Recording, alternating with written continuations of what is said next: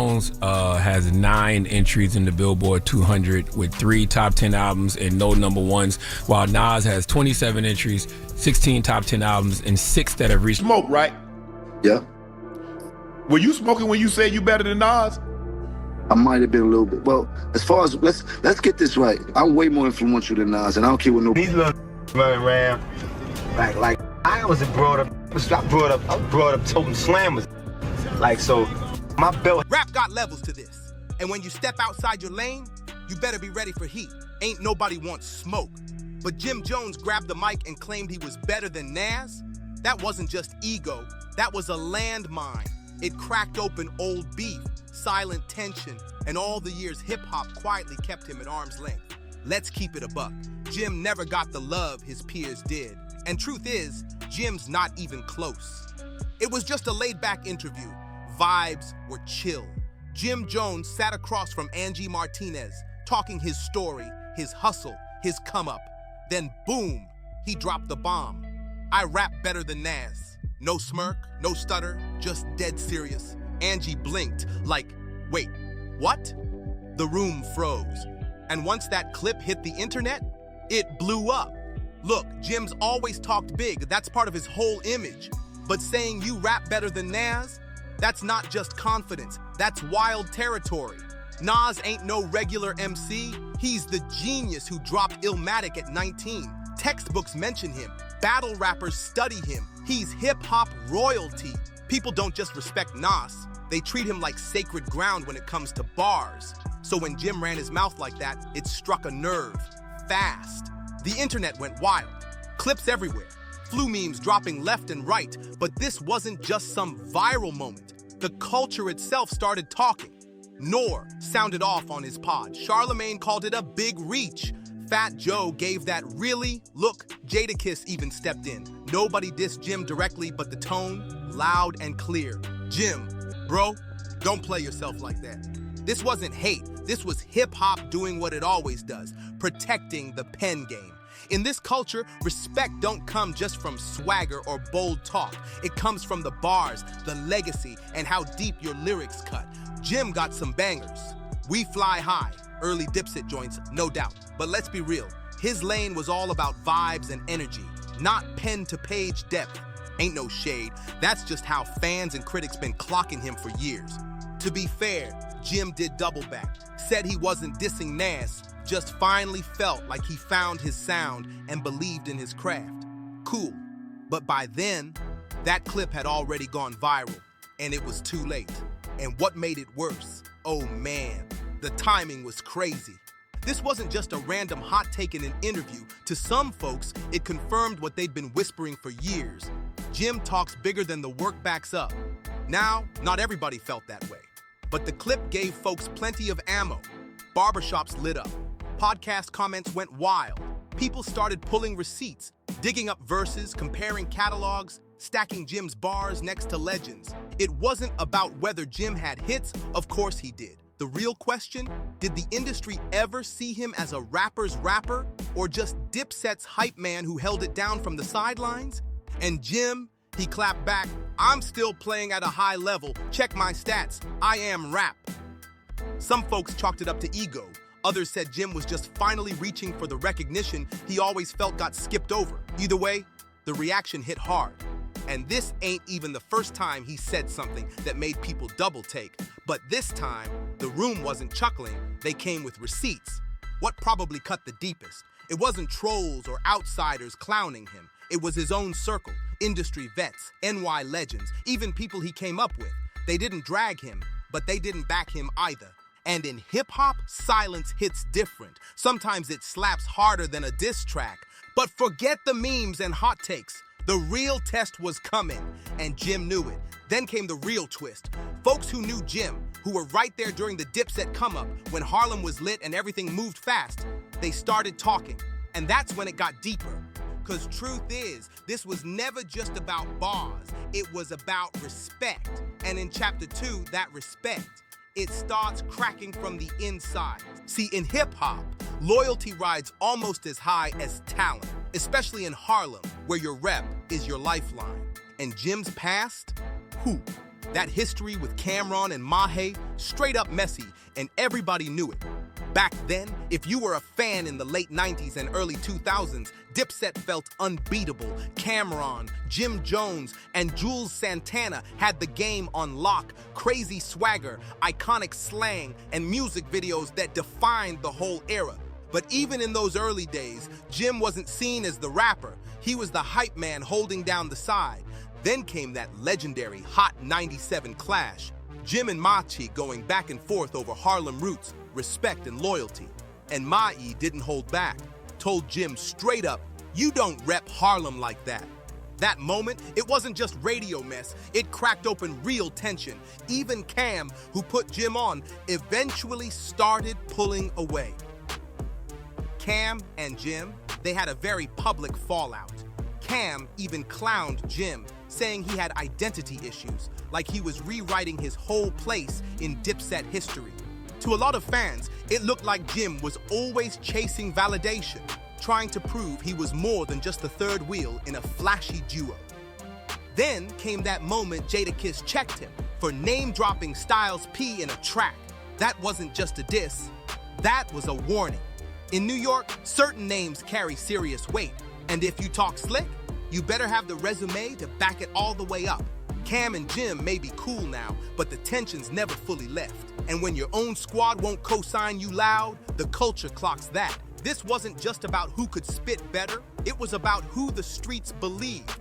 And once Jim started cutting ties with the same people who helped him rise, the streets started turning cold, fast. Then came the moment he crossed paths with someone who had nothing to lose. "Smell me, Jimmy," word. And just like that, it got real. By the time his beef with Cam and Ma Ashe was all the way public, Jim's rep in the rap world was already bruised. But it went from bad to straight worse when the doubt started creeping off the mic and onto the block. The Dipset drama made him look unstable, emotional even. But what came next had folks wondering if Jim Jones was ever really built for this. This wasn't Cam going off on a podcast. This wasn't Mahe roasting him on Hot 97. This was the streets talking now. If you were outside in the late 2000s to early 2010s, you already know the name Ronald Rod Diggs Heron. He wasn't no rapper pretending to be tough. He was the streets, convicted kingpin, alleged enforcer, and at one point, a federal informant.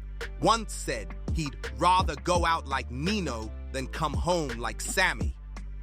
Diggs wasn't chasing clout, he was the clout.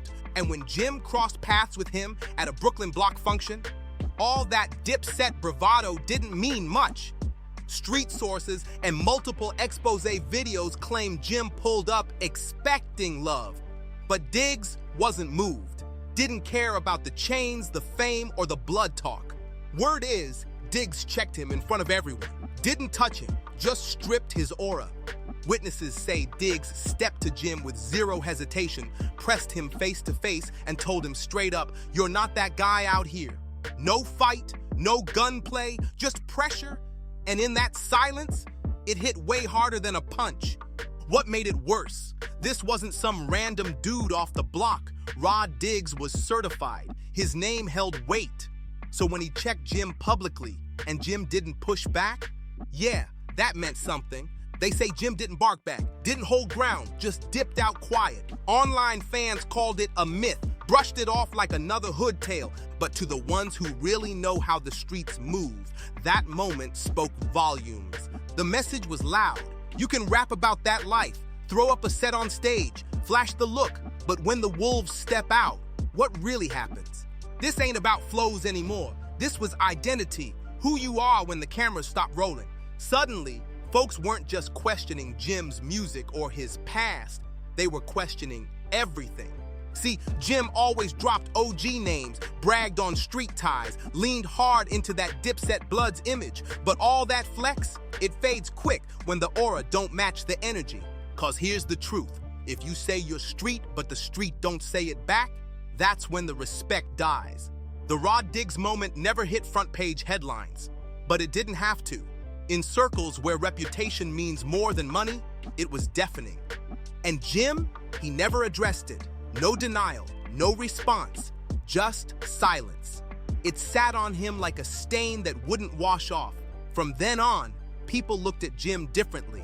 If the Dipset fallout bruised him, and Rod Diggs left him shaking in the streets, then what 50 Cent did next? That wasn't a jab. That was full-blown public humiliation. And the worst part, it wasn't even personal. 50 did it for sport. For 50, this was just sport. Let's run it back. 50 and Jim weren't always beefing. At one point, there was mutual respect, at least on the surface.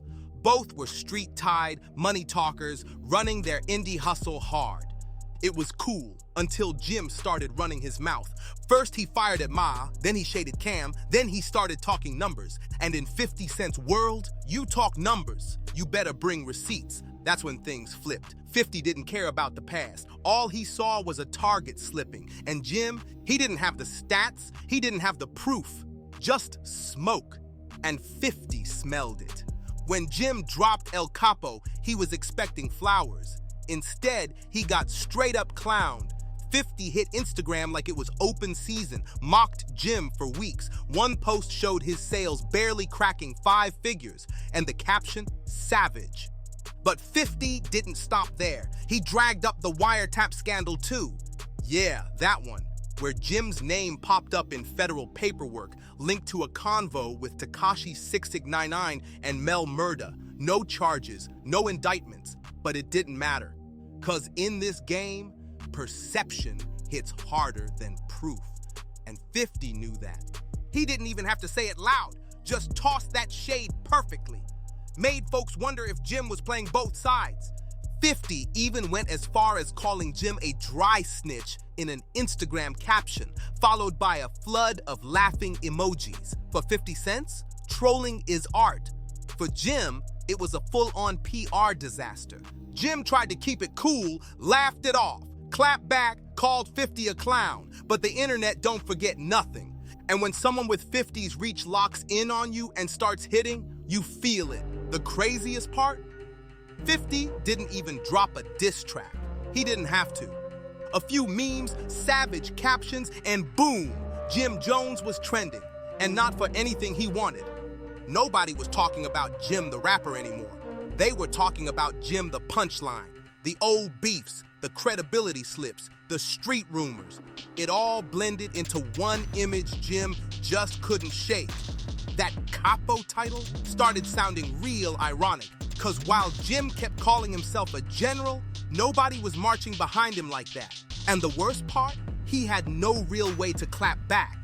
This wasn't just rap beef. This was about respect. And when 50 dragged Jim publicly, made him look goofy in front of the world. The whispers turned into laughter. And for Jim, that silence after the clowning might have hit the hardest. By then, it was too late. Jim wasn't fighting for his spot anymore. He was chasing it. After years of playing second fiddle in Dipset, Jim was already taking L's in interviews, turning into a full-blown meme thanks to 50 Cent. He needed a spark, bad. But what he did next, that wasn't a spark, that was gasoline on a lit flame. In a sit-down with Angie Martinez, Jim let off a line that spun the whole internet. I'm better than Nas. Ain't nobody bumping Nas in the streets like that. The internet froze. Twitter caught fire. Fans were confused, insulted, and crying from laughter, sometimes all at once. 'Cause saying you're better than Nas, the man behind Illmatic, It Was Written, Stillmatic, King's Disease 1 to 3, and a Grammy 3 decades deep, nah. Even Fat Joe, Jadakiss, and Noor, Jim's own era, had to step in and check it. Even Noor, one of Jim's closest allies in the game, had to shut it down on Drink Champs. We love Jim, but that ain't even a conversation, bro, not with Nas. The issue wasn't whether Jim had hits. It was, why are we even comparing? Nas is a cultural blueprint, and Jim, even some of his biggest Dipset fans, had to look away. 'Cause when your own people start saying, yeah, nah, that's a rough scene, and the timing, brutal. Nas had just wrapped his King's Disease trilogy, 3 albums praised for depth, growth, and bars. Meanwhile, Jim was still pushing street flex raps with a mixtape strategy stuck in 2007. But here's the kicker.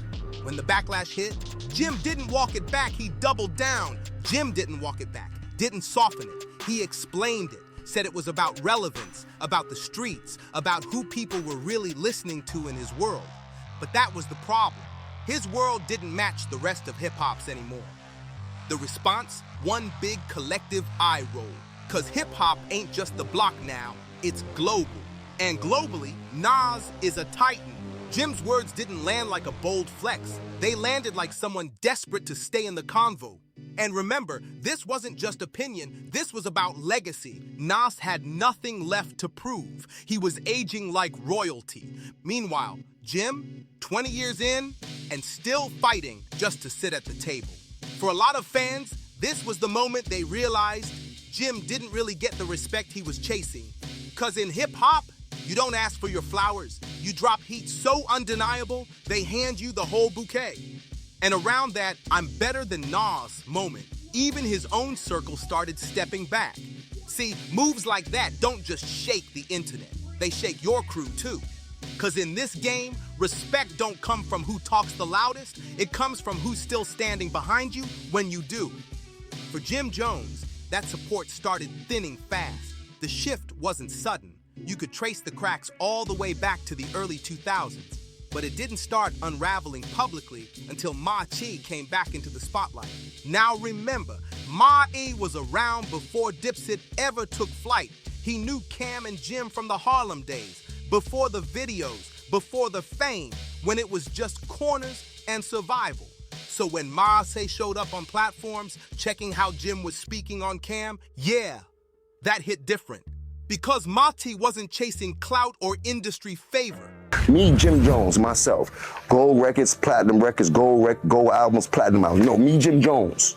No diplomats, no nobody else. Me, Jim Jones. Pull up Nas' Billboard entries, then pull up my Billboard entries. So I don't have much to say about it because I don't believe that Jim Jones believes that he's a better rapper than popping all that bullshit. I be seeing Jimmy talking about we Gucci boo boo. He in the Gucci store talking about we Gucci boo boo.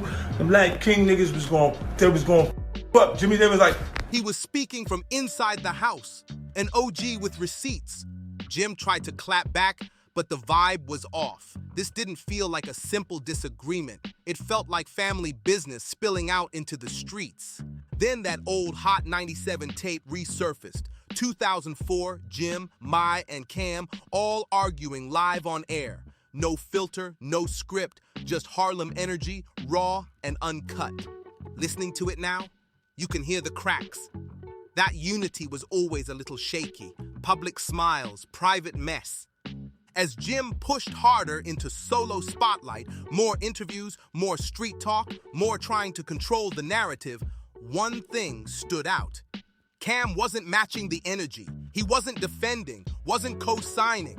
And in hip-hop, that silence says everything. Cam wasn't co-signing, wasn't popping up in the same clips, wasn't sharing the stage. He kept his distance, and fans noticed every bit of it. Yeah, Cam responded a few times, but it was always dry, dismissive, even slick with sarcasm. The message, whatever Jim's doing, that's on him. And it wasn't just Cam keeping quiet. Styles P, another heavyweight in New York rap, wasn't letting it slide either. Jim dropped his name in one of those messy online debates, and Styles made it very clear. He didn't appreciate it. He reminded everyone what the streets respect, and it ain't loud talk, clout grabs, or internet muscle. It's real ones moving in silence. It was about consistency, honor, knowing when to stay out the mess. And the shift in energy, you could feel it.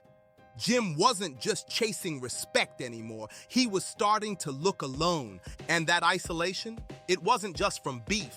It was from timing. Cam had evolved, built a media lane, launched a podcast, made smart business moves. Ma-Chi flipped the script. Preacher turned podcaster. Even Jules, quiet as he's been, never jumped in these debates. But Jim, he's still spinning the block, still doing interviews, still breaking down Dipset history like people were asking. And the more he explained, the more folks tuned him out. In a culture built on crew love, Wu-Tang, G-Unit, Outkast, Dipset, Jim looked like the last one standing. It hits different when your crew starts fading from the frame. Jim had always fought harder than the rest for his recognition, but over time, it stopped looking like hustle and started feeling like a one-man mission. After all the interviews, all the albums, all the viral clips, one thing never changed. The respect problem still chased him. Not because he didn't put in work, not because he didn't last, but because the image he pushed and the reality folks saw, they never fully matched. And nowhere was that gap more visible than that silent moment with Rod Diggs. This wasn't a headline. It didn't trend. Nobody debated it on podcast or broke it down on radio. But for the ones who were there, the ones who knew what real presence feels like, they never forgot it. Rod Diggs stepped to Jim calmly, face to face. No yelling, no threats, no theatrics. And Jim, the same guy known for tough talk, interviews, diss tracks, didn't push back. He didn't stand tall on any of that energy. He folded, and that's why it stuck. Not because it was violent, not because it was messy, but because the gap between on-camera Jim and real-life Jim was just too wide. It was the kind of moment that didn't need headlines. Word moved quietly, but the effect, loud and lasting. That's what hurts more than any podcast rant, when the streets talk without saying a word. Jim's issue wasn't one bad take or one viral clip, it was pattern. He kept making bold claims, like saying he was better than Nas, only to get corrected by the fans, the culture, even his own people. He fell out with Maashe, Cameron, and others who helped build his name. But instead of keeping it in-house, it all spilled out, messy, public, and loud.